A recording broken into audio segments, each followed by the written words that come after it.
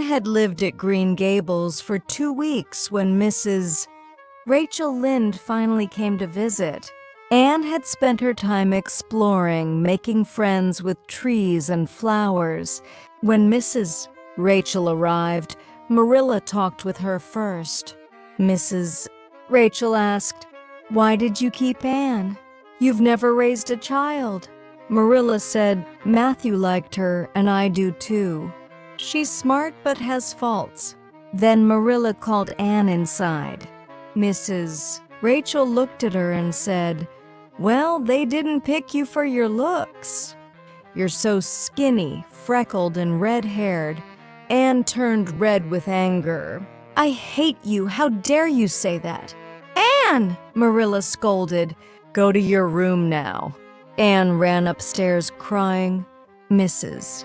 Rachel huffed, "You need to punish that temper." After Mrs. Rachel left, Marilla told Anne, "You were rude. You must apologize." Anne crossed her arms. "I won't. I'm not sorry." "Then you'll stay in your room," Marilla said. Anne pouted. "Then I'll stay forever." The next morning, Marilla told Matthew about Anne's behavior. "Well, Rachel can be harsh," Matthew said. "Matthew Cuthbert," Marilla scolded. "Anne must be punished. All I'm saying is, be gentle. She's never had anyone to teach her." All day, Anne barely ate.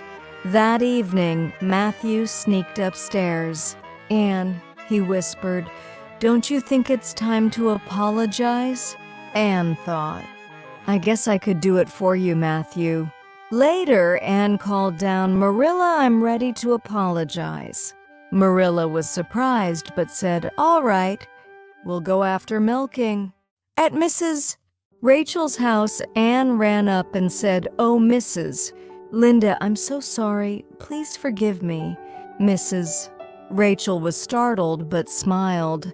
There, child. I forgive you." Anne grinned. "Do you think my red hair might change?" Mrs. Rachel chuckled. "Maybe it will darken." Anne clapped. "Oh, thank you."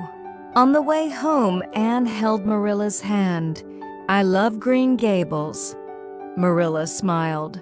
"If you're a good girl, you'll always be happy." Anne sighed happily and started daydreaming. Marilla, amused, was just glad Anne was quiet for a moment.